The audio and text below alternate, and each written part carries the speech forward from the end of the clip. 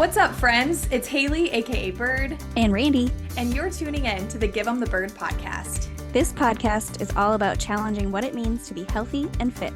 It's about celebrating sustainable behavior change and non-scale victories. And most importantly, it's about giving the bird to the diet industry and societal expectations of body size. Why? Well, because at the end of the day, you have an entire life to live that does not require your body look a certain way. Thanks for tuning in. Now, let's give 'em the bird.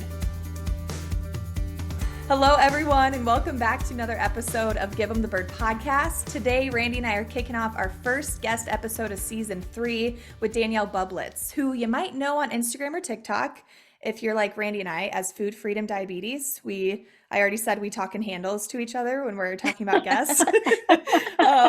Danielle is a registered dietitian nutritionist and certified intuitive eating counselor who specializes in working with people with diabetes and binge eating in a health at every size aligned lens.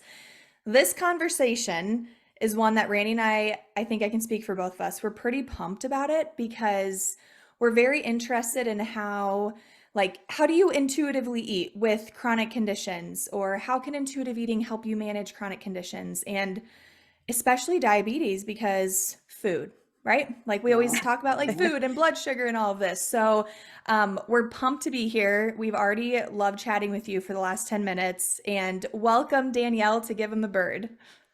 Thank you so much for having me. And, sorry that you've come to realize my actual name isn't Food Freedom Diabetes and it's Danielle, but I am so excited to talk with you today all about diabetes because it's kind of my jam.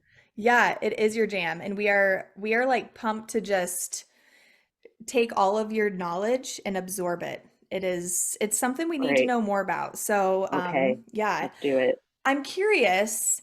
First and foremost, tell us a little bit about you. I mean, anything that comes up, your work that you do, what got you to where you're at, all of the things. I know, open up the floodgates. No, I mean, I feel like it's been a really interesting journey. So, when I was 16 years old, I was diagnosed with type 1 diabetes, and that was such a shock to my entire family just because no one else had diabetes. It's I think the only thing I really understood about diabetes is kind of the stigma around diabetes. Oh, I must have ate too much sugar, very much all the myths. And I think what was also challenging at that same time is that I had been struggling with binge eating. I was really struggling with my relationship with food. And then I get this diagnosis, and I feel like while my care team was really helpful, getting me on insulin and all that, I was given so many diet rules, and I felt like, okay, not only do I have to be healthy and achieve this perfect blood sugar levels, I have to make sure that I, eat all the right foods and I stop eating sugar. And it's all those food rules flooded in me, and I'm 16. It was a lot. So I think it kind of stemmed my interest in nutrition, but maybe more in the obsessive way that we see that happening. And it wasn't until I was in my undergrad in Chico State, which is in Northern California, where I was assigned to read intuitive eating and health at every size. We had a whole faculty that was very into that, and it's the first time I ever heard about it. But I just remember reading through the books, and it really resonated for me, where I was I think I actually have a pretty bad relationship with food. And I don't think I'm even focusing so much on the diabetes aspect anymore as I am focusing on trying to diet and trying to look a certain way.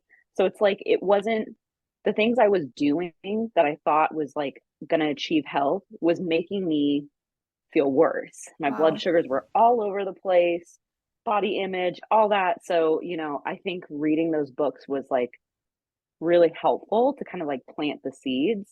And then when I started working as a dietitian, I went straight to a hospital setting, which was, helpful, great. But I started seeing a lot of issues in the diabetes realm. And I think that's why, as I was working more towards my relationship with food, it was there's got to be a better way to educate people with diabetes on how to take care of themselves that isn't cut carbs out or isn't Mhm. lose weight and your blood sugars are going to be great, which, sorry, it's not really going to connect that same way as it may seem like in the media or in the way diets kind of like talk about it. So, Mhm. yeah. So I think I kind of got to this point because of my personal experience, as well as kind of seeing just this gap in how people in the hospital setting were not being cared for, and they Mhm. were leaving and they were basically just thinking they screwed up. It Oh. was their fault that they had diabetes. And the only way to manage their blood sugars was weight loss and going keto or low carb. So Mhm. that's why I do what I do. Mm. What a good Yeah. reason. Seriously. Just a couple things, just a couple problems. Oh, Yeah. it's so common that we see that like our struggles bring us into this work. I find that a lot of times. Yeah. But how cool that I work, so I actually work at the University of Iowa full Ooh, time with students. Yeah, and nice. I work with some students who are in recovery and are wanting to engage Mhm. in fitness again, along with any student who's wanting to get active, whether they're in Cool. recovery or not. But a lot of them go on to, you know, a master's program in dietetics. And Mhm. I just think about it so great that in your experience, that was when you had kind of like the oh shit or aha moments, because I Yeah, think for so many of them, it doesn't happen that way. Like we just get sucked deeper down into, diet culture or like these really so harmful true. food rules. So Hmm. that's awesome that there's a whole faculty at Chico that's like health at Oh every my size, intuitive gosh. eating. That's amazing. It really, Yeah. yeah, I feel extremely fortunate because as I've talked to other people, personal trainers, health coaches, dietitians, and I tell them this, about my undergrad, they're like, really? Like, Mhm. Hmm. yeah, I got really lucky.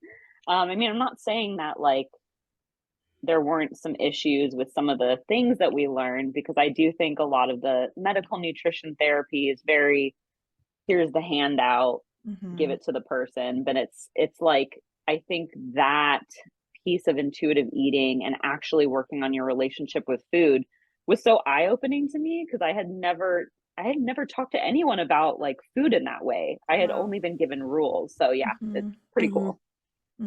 Yeah, That's I think cool. rules, especially in the hospital setting, it's very protocol based and prescriptive in terms of the amount of carbohydrates they're recommending for people and just not Mhm. individualized at all. Yeah. And even on the outpatient side, a lot of times I am still a pharmacist, but I worked in a diabetes Very cool. clinic and we would tell every patient, the exact same number of carbs for every meal. And Mhm. now I know Mhm. that that was probably terrible advice. Um, so yeah, I think it's super interesting that you were exposed to that so early on too, Mhm. Mhm. and have been able to incorporate that in your work. Yeah, yeah, I think it took a while for me to understand how to incorporate it because, it is definitely going against the grain of, like, the typical message, even though it Mhm. makes so much sense. I think now, like, working with people and even for myself, it's like I see how well, intuitive eating and making peace with food benefits blood sugars and benefits diabetes management, but it's hard to explain to people because I think we do hold these belief systems around what diabetes is, what food does to us. I mean, you think about TikTok and like all the Oh my gosh. trends, it's like it's just a problem. It's just a problem. So, Yeah. seed oils and things like that. Like we're all just so afraid of food and it just makes it hard to Mhm. really like absorb um, this permission that you can have with Mhm. food, no matter what type of illness you have or what kind of Mhm. like things you're going through in life. Yeah. Yeah, absolutely. So, obviously, Randy is super familiar with blood sugar, A1C, diabetes Mhm. because I always say like Dr. Randy, pharmacist Randy. Yeah. Oh, Um, yeah. Pretty cool. and I've done some work with like as a chronic care health coach, but I'm curious if you can give us like an overview of like blood sugar, diabetes, and even Mm. I think one thing that because blood sugar regulation right now is like huge and like Yeah. functional nutritional Yeah. spaces. And Biohacking. yes, yeah. And and even sometimes I catch myself, I'm like, do I need do do I need to do that? Like I don't know enough to Mhm. know, like Mhm. I don't have Mhm. diabetes, but like do I need Should to I know be that? worried? Yeah, so I'm also curious, like obviously how overview of diabetes and blood sugar regulation, but like do people who don't have diabetes need to worry about regulating blood sugars? That's a doozy of a question, but Mhm. I'm dying to know. Okay, so I'll start with kind of just explaining like blood sugars and A1C, like Yeah. hemoglobin A1C. Mhm. So typically, when people are getting their fasting blood sugar numbers checked, if somebody is starting to have maybe like higher than normal, so like maybe like over 100 as their fasting blood sugars, maybe the doctors will order a hemoglobin A1C. Personally, I think everyone should have a hemoglobin A1C done, just, if you're going for your yearly physical, just to get an idea. And what that hemoglobin A1C measures is 3 months of like where your average blood sugars are running. And I think it's a really helpful measure just for people to kind of see what's going on in their bodies. I think blood sugars are immensely complicated. There's so many things that can impact people. And, I always tell my clients, like, even if I work with someone maybe in like the pre-diabetes range, if they're on steroids, that's going to impact them. Mhm. If they are, I think even there's some like chemotherapy treatments that can impact blood sugars, hypothyroidism, PCOS. There's Mm. so many factors at play. So I think it's just very helpful to have that A1C measured. And typically, when you have an A1C between like 5.7 and 6.5, that's considered maybe like a pre-diabetes range. And then once it goes past that, that's when you get classified in the diabetes range. Mm. And so to explain, do you want me to explain a couple different types of diabetes? Yeah, yeah. I think if you can, Mhm. if you want to, I don't know, would it be helpful for folks, do you think? I think so. I think Hmm. especially with type 2, Yeah. because I think there's a Mhm, lot of misunderstanding. Yes. So mhm, if we're talking about type 1 diabetes, what's happening in the body is your pancreas is no longer producing insulin. And insulin, it's like the lock and key with our blood sugars, where when we eat food, when we have, that breakdown of carbs or whatever that turns into glucose, which gives our bodies energy, we need it. It's not a bad thing. But when Mhm. that happens, the pancreas releases insulin, and that is meant to bring the glucose into the cells for energy. Again, everyone needs this. This Mhm. isn't a bad thing that's happening in the body. But when we're talking about type 1, you're not producing that insulin anymore, which is why we have to take the injections or have the Mhm. insulin pump. Like, we need to take insulin because the Mhm. body's not producing it. And without that, your blood sugar will sit in the bloodstream. And that's where, we can see those issues where people have to go to the bathroom a lot, blurry vision, all that, because your bloodstream is becoming like kind of like thick, like maple syrup with blood Yummy. sugar. It's really, really gross mhm. visual, but I feel like kind of important for you to understand. It's like, why does it impact your body so much? It's like because it's Mhm. increasing that volume. Um, so that is type 1, very simplified, Mhm. a lot more to it. But when we're looking at type 2, there's more of an insulin resistance happening. Mm. So the pancreas is still producing some insulin, when they're eating foods and all that, and that glucose is in the bloodstream, but it's not being used as efficiently. So maybe it's taking in some of those blood sugars, but not all of it. And so that's why, maybe taking an oral medication can be really helpful. Maybe like I'm thinking like glipizide or something that's going to stimulate the pancreas, metformin, which is like a very baseline Mhm. oral medication. So I just try to, whenever I'm talking to my clients, I really try to emphasize that, it's not the sugar that has caused the diabetes.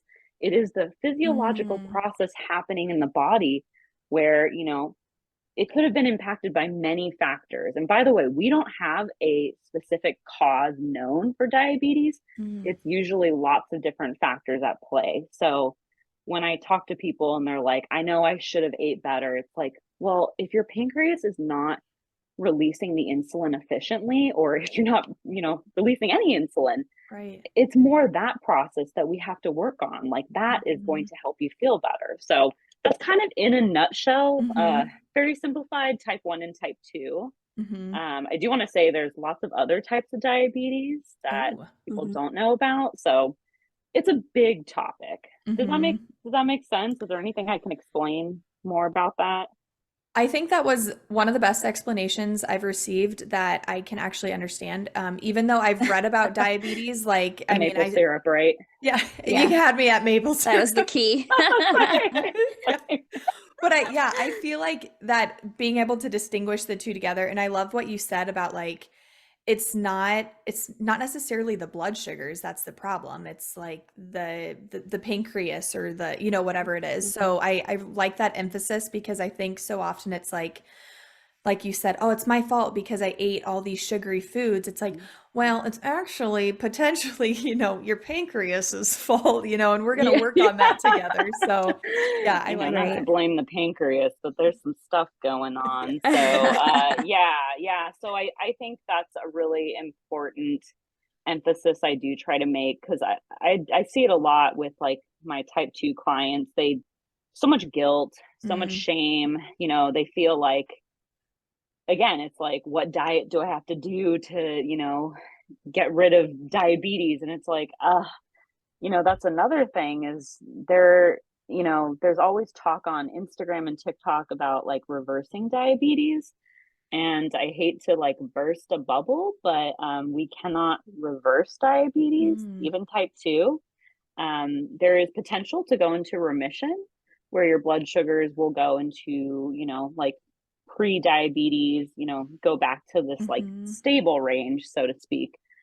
But typically that happens for a very small percentage of people, and it's before they're put on a medication. So I think, again, like trying to explain to people more of like what's going on with their pancreas versus all the sugar and carbs and stuff is going to make a lot more sense as far as like what's realistic. So so that is blood sugars and diabetes.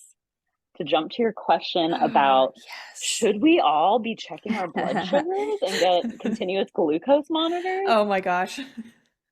No. No. It's so problematic. There's like a TikToker. I don't even want to like say his name. Oh, I'm not even okay. gonna say it. There's one that I know too, but it's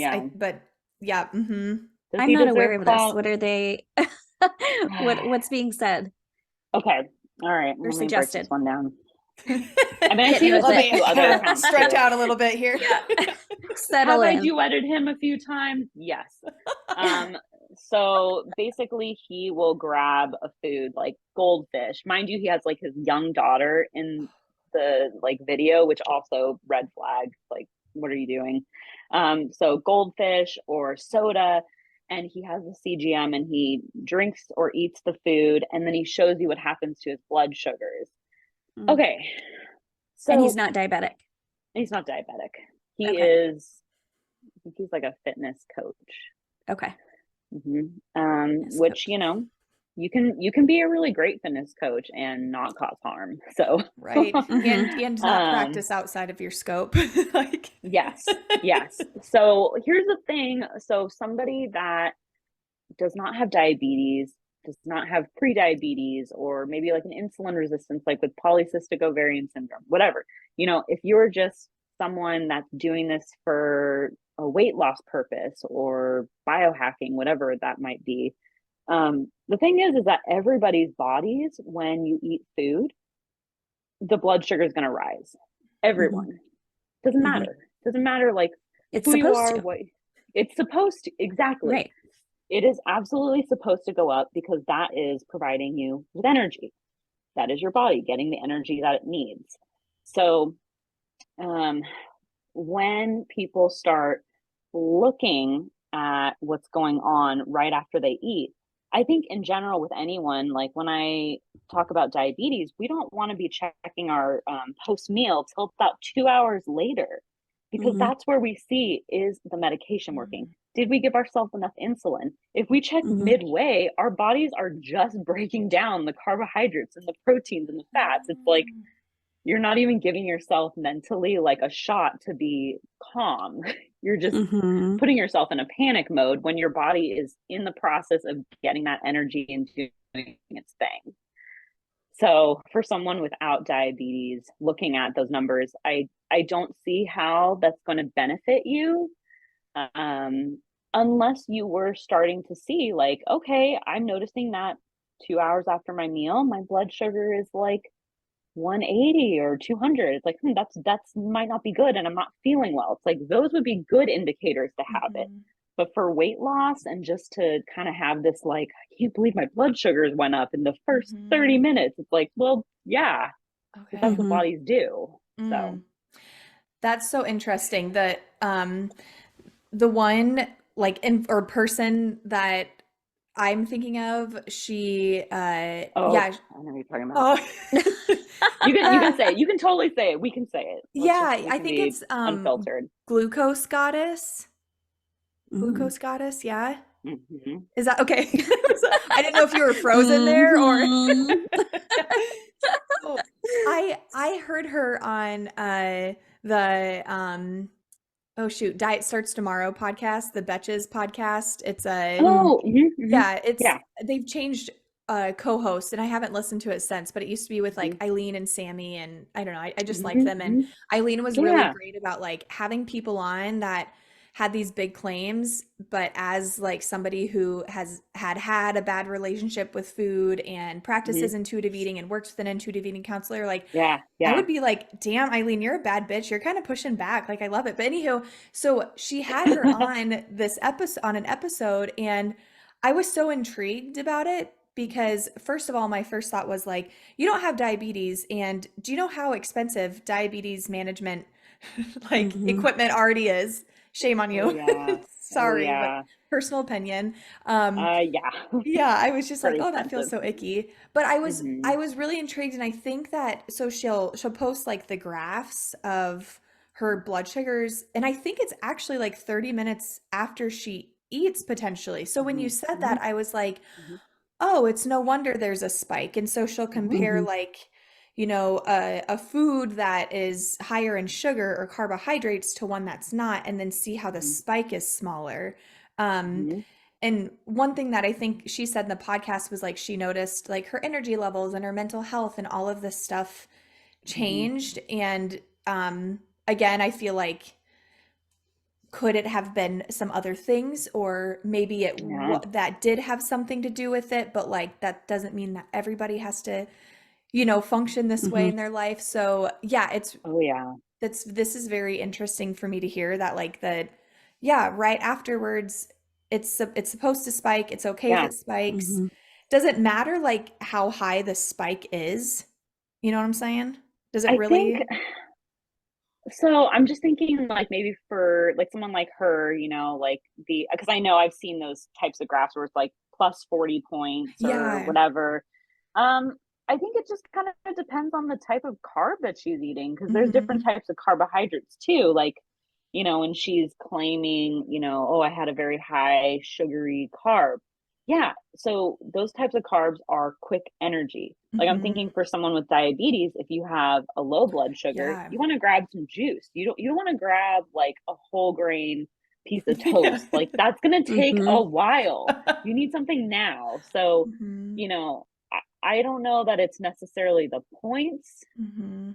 because it's more so what's happening 2 hours later. Okay. Like, how is her pancreas responding? I guess is Mhm. like what I would want to know. It's like, yeah, it could definitely go up. And I'm sure that would be like very concerning for someone to see. But it's like, where is it going? That's what I Okay. want to know. Mhm. Yeah. Hmm. So it's almost like utilizing what we already know about the way different carbohydrates impact our body and like just trying to make a claim out of it essentially when it's like Yes. Hmm. Yes. yeah, we already know that like simple sugars are going to spike our blood sugar more. And, Mhm. because I think about it from like an athletic perspective, there's people who Yeah. like intra-carb, intra-workout Mhm. carbs or whatever. So, okay, I feel enlightened. You answered seriously, like I have been dying to just straight up ask someone that has more knowledge, like, what are your thoughts on this? So that is Yeah. helpful for me to Oh, know. I get It's it too. I totally get it from like somebody just scrolling on Instagram. I totally see why that would be very nerve-wracking. Mm-hmm. Mhm. it's really concerning because I mean, Haley, you're an educated person. You work in healthcare with students, and these things are, confusing for you. And so somebody putting this information out there on social media for people Mhm. who don't have any of the tools to interpret that information, it's scary. It kind of reminds me of when, like 23andMe first came out with their genetic reports, Oh and people yeah. are they're given just enough information to be dangerous, like they think that Mm. they've been Oh my diagnosed with gosh. this Yeah. host of diseases because Forgot they're about that. carriers, or, and so seeing all this blood sugar information is kind Mhm. of similar in a way where they think there's all these things that need to be fixed when really it's just that's how your body's supposed to work. Mm. Yeah, something I want to share too, because I actually did have Dr. Dodell speak for my group Oh, nice. 2 months ago.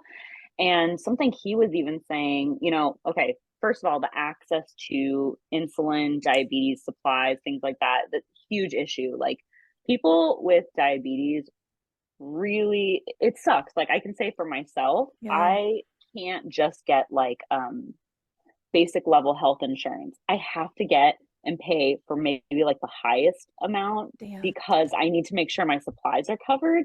Otherwise, I get hit Mm-hmm. with like $2,000, $3,000 bills a month on top of my health. Yeah, My it's God. crazy. It's crazy. Mm-hmm. So, but he was saying like he was telling like the group like he wishes that everyone with diabetes type 1, type 2, all the other forms could have CGMs because a lot of the Yes. research they're doing now is there's a function with continuous glucose monitors called time and range.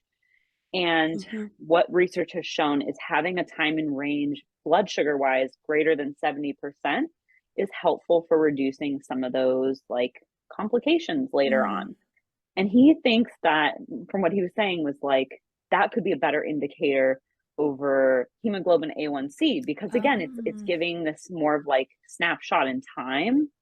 And for me, I found that very enlightening because it's like, yeah, I wish people with diabetes could get that access Mhm. because rather than waiting 6 months or 3 months for your A1C, you can just upload your CGM and see like, oh, you know what? I was 75% time in range, and that is good. That is Mm. fine. I don't have to be Wow. perfect. I don't have to be perfect. I can focus on these goals. It's just much more attainable. So that blew my Mm-hmm. mind. I was like Mhm. really like so interested listening to him talk about that. Mm. Mm-hmm. It's also frustrating because there are so many people who could benefit. Yeah. When I was working for the university, there were so many people on like state health insurance that need a CGM for management of their Yeah. diabetes, but don't qualify for it. Mm. And then to know that there's fitness coaches out there that just, purchasing them willy-nilly is Mm-hmm. Mhm. frustrating. Mm-hmm. It's a Talk very about frustrating like thing. health Mm-hmm. equity and Right. privilege, and yeah, I totally agree. Oh, So I'm curious, kind of thinking about the ick side of like mm-hmm. people Mm-hmm. utilizing diabetes or, equipment, all that kind of thing. I'm kind Mm-hmm. of curious to hear maybe how your approach differs to managing diabetes Mm-hmm. compared to like a traditional, maybe more like weight-centric approach. And maybe what some of obviously the harms that can come from this like weight-centric approach and that sort of thing. Can you kind of give us a Yeah. breakdown of how you Mm-hmm. are a queen and how you're different? Oh, thank you. So what I really try to focus on with each client, I first focus on their relationship with food. So usually in like our initial sessions, I'm just trying to understand what does like a day in the life look like for you? What do you do for work? It's like I feel like there's like an inquisitive part of just kind of understanding each person individually. Like, okay, this is somebody that works 12-hour shifts and they're really tired. Would I give them a whole set of recipes that's going to take them hours when they get home? Absolutely not. No. How are they eating? So, I get this big picture, what's going on, and we start working on, are there things we can add back into your life? Are there things stress management wise? Like, I really try to focus on health promoting behaviors. Weight is not a behavior. So I try to focus on, what are you doing stress management wise? Like some of my clients, they go to therapy, they do yoga, stretching, they go for walks. It's like there's lots of different things. Movement. What kind of movement do you like? If you have like a kind of strained relationship with movement, can we talk about that? As far as food, what is reasonable for you? What can we work on together? Like, what are easy snacks? Like, I'm like not a meal prepper at all. And I'm so honest about that with people. I am very much convenient. So I provide, my clients with just easy ways of getting in foods that are going to be satisfying and nourishing. So I try to hit all these different spots of ways that each person individually can kind of add into their lives versus take away. And I also, so there's an account called Plate by Plate Approach. I'm not sure if you, okay. No? Okay, I'll explain it. Thought you were going to like hold up the book. I'm like, yeah. Oh, no. I wish. I've heard of it, but I don't know much about it. Yeah, so I worked at a private practice for like a year, and it was eating disorder based. And so we were given this book, how to, treat, your child through an eating disorder, and the plate by plate approach came into the picture. I can always send you an image of what it looks like, but basically it's visualizing food and making it more simplistic. So I know the ADA has this image that's like ingrained in my brain where it's like half the plate, veggies, protein, carbs, and My that's plate. what it's my plate. Yeah. And that's what it always is for people with diabetes. And so what I try to teach people is having a more flexible approach where it's like can be visual, and it doesn't have to be half veggies. It can be a couple of servings of carbs. You can have more than one piece of toast. You can have more than, one serving of rice. Like, I think we have to give ourselves more permission. So I just try to put all these pieces together for people. But, obviously the relationship with food is like the number one for me, because I really do think that's where people with diabetes struggle the most. Like, the rates of eating disorders among type 1 and type 2 is intense because we're given such black and white rules. So if I can just step in and try to help people with ways to add things in, I mean, it's been so cool to see people, lower their A1Cs, kind of find their own stability and kind of empowerment without having to go this route of, low carb everything, or feeling like a failure if they're not losing weight. So, yeah. Do you discuss, carbohydrates in terms of like amounts at all, or do you kind of avoid that to avoid introducing the idea of restriction, or how does that? Just because that was such a focus of so many discussions, and still is, I'm sure. But how do you navigate that?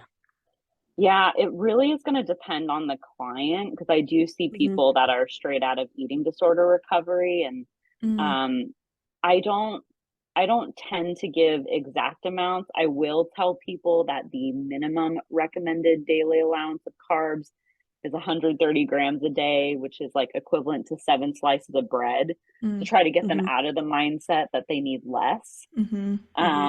But usually for each person, I'm very much more of like visually based. So, making sure you're getting enough, and I'll let them know. Like, sometimes I had one client that would like show me, some of her food pictures, like, is this enough? And it's like, my questions are for them, like, how did you feel afterwards? Like, was that satisfying? Was that filling? So I feel like I can be a very frustrating person for somebody that wants like exact numbers.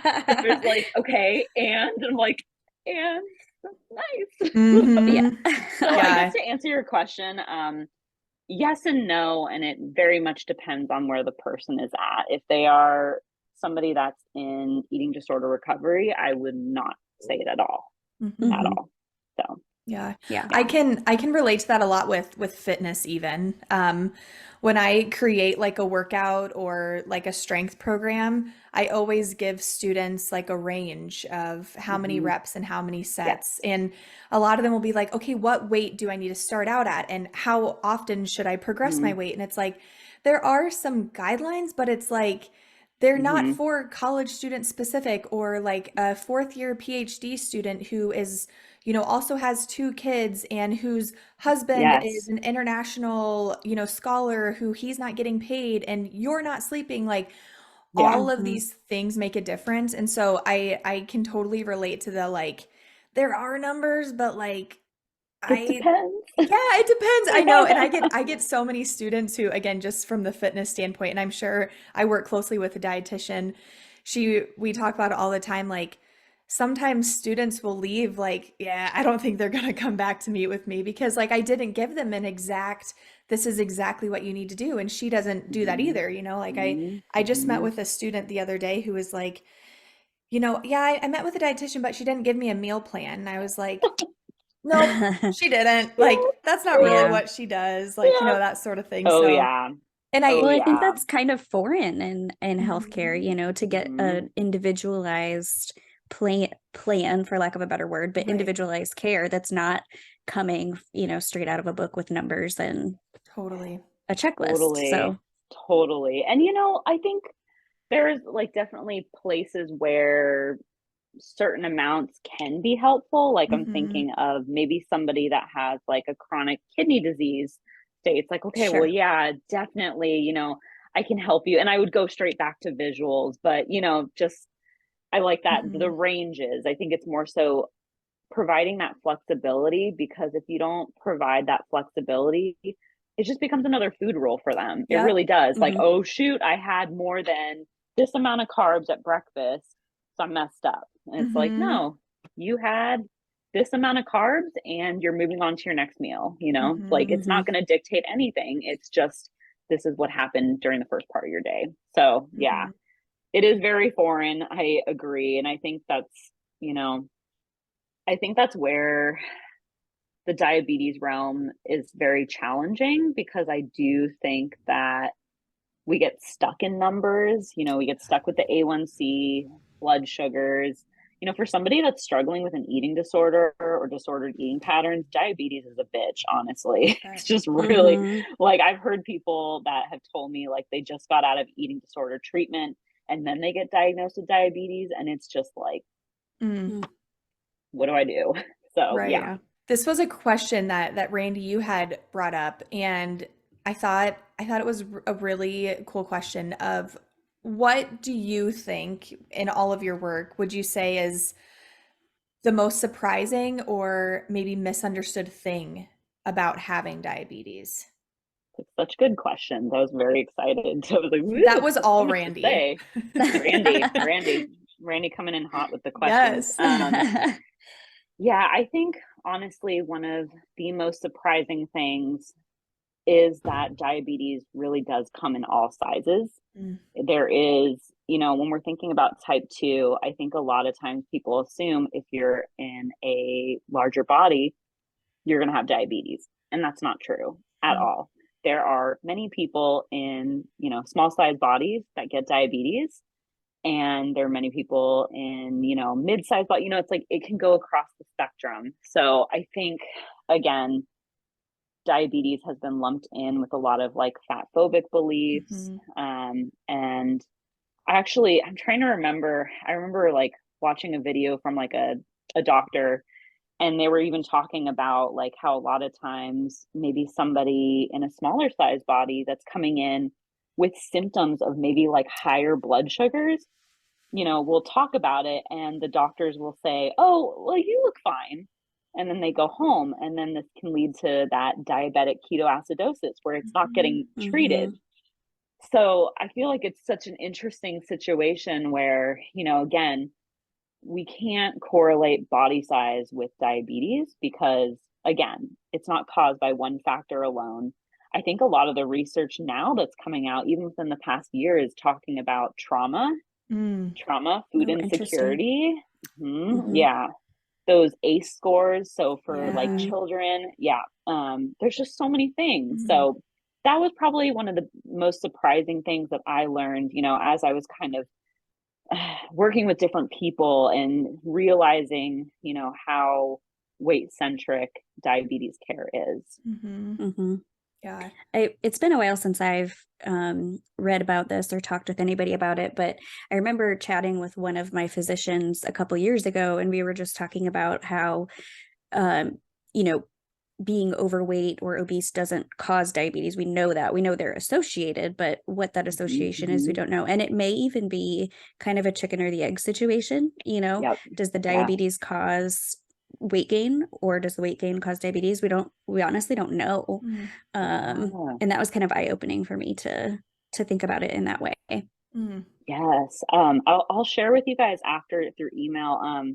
Reagan Chastain has a really awesome blog, Substack. Mm. And I think she was even talking about there's like a whole blog she wrote about, is weight loss necessary for type 2 diabetes? Mm. And what she was talking about was referring to some of the research around weight cycling. And so a lot of times that diet cycle, of like trying to lose the weight, gaining the weight, it's like that puts stress on the body. That's going to increase insulin resistance, So Mm. yeah, totally agree with you, Randy. I feel like Mm-hmm. it's very hard to pinpoint what Yeah. exactly is causing diabetes, but we definitely know that sugar doesn't cause diabetes and it's not the weight that's causing the diabetes. So Mm. yeah, Mm-hmm. definitely. Yep. That's helpful. I have one last question, and I just came up with it, so I don't want to put you on the spot necessarily, but but I'm going to. Okay. Do you have like one success story or just like Mm. super awesome case or patient that you've encountered that you think is a really good example of how an intuitive eating approach can be helpful in diabetes? Oh man, I love my clients so much. I feel like there's so many very cool stories. Okay, I'm gonna share. Which one am I gonna share? Okay, I'm gonna share. Actually, she was like one of my first clients I had with my business. So she was somebody that came to me, she'd just been diagnosed with type 1 diabetes a little later in life. And she had been doing like the keto diet. She originally was just trying to lose weight, and then she got diagnosed with diabetes, the typical like signs of like DKA, high blood sugar, where she dropped weight. So she thought she was doing a great job with keto. But when her and I started working together, we focused on her relationship with food. We focused on her making sure that she was getting on the right insulin regimen. And I think the thing that was really cool was like, she was just very open to my suggestions versus, that kind of like pushback frustration. So she's like, okay, I trust you. Okay, I'm going to do this. I'm really scared about weight gain with insulin, which is a whole other thing. Mm-hmm. And, I explained to her, I'm like, listen, your body needs insulin right now. Your cells are starving. Your body needs it. And so we worked together for about like 6 months. And, I watched her go from only eating low carb foods to, texting, sending me messages like, I went out and had ice cream with my husband and my son. And, I did my insulin pump, I did my injections, things worked out. I added these things in. So, her and I still chat from time to time. And it's just really cool to see that she didn't just find a way that worked for her. She found flexibility. So Mm-hmm. her life isn't just perfect numbers, perfect diet. It's like, no, she enjoys all foods. She doesn't feel stressed. And her A1C went down to like, I think it was like a 6, which is great. She was at like a 13 when she was diagnosed because again, no insulin. So Right. so she's somebody that I really enjoyed working with. And I think it was just cool to see how just adding in those health promoting behaviors, working through those food rules she had around carbs, even prior to diagnosis, it's like made all the difference for her life to just move forward and, have that permission. So, yeah. And You I'm sure she was just literally, able to, yeah, like you go. enjoy life experiences, much better. Yes.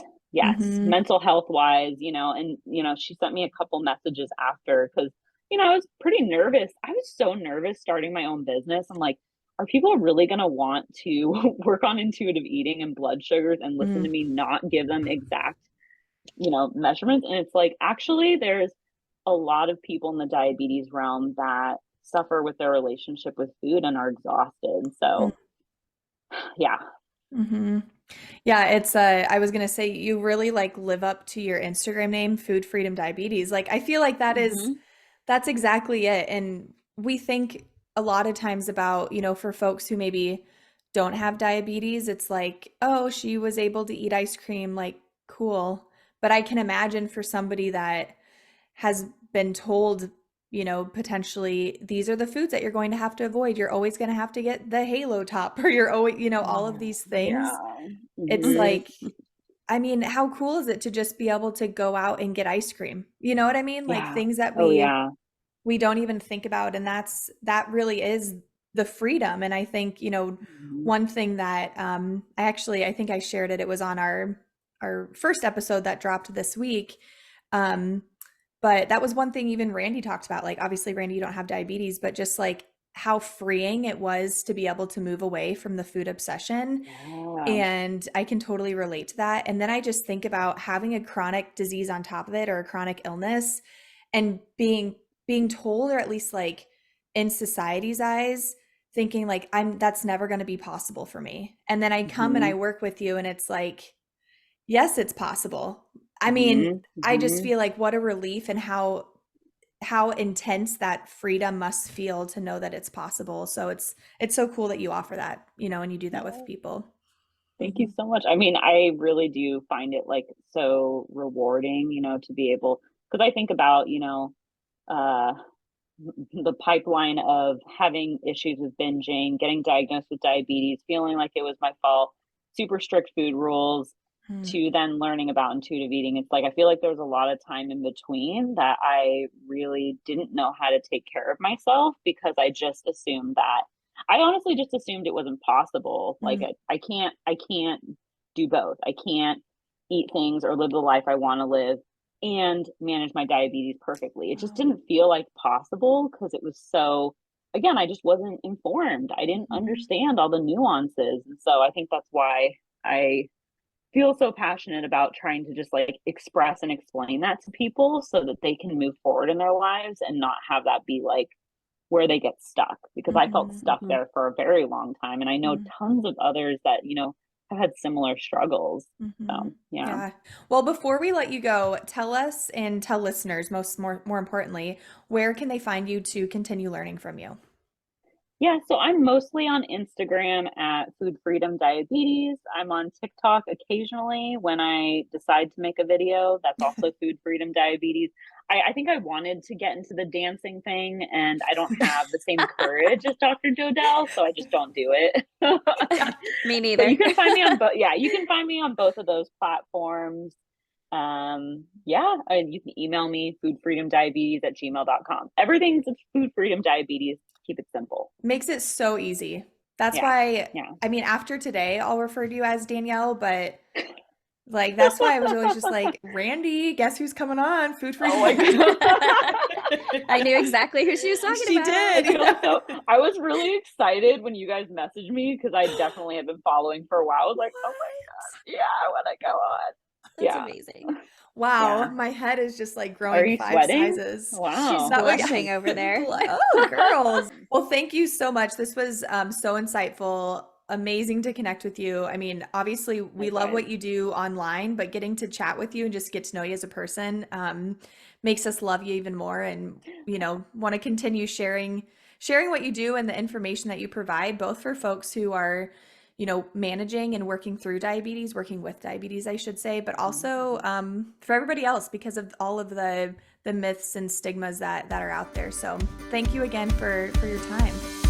Yeah, thank you again for having me. It's so fun.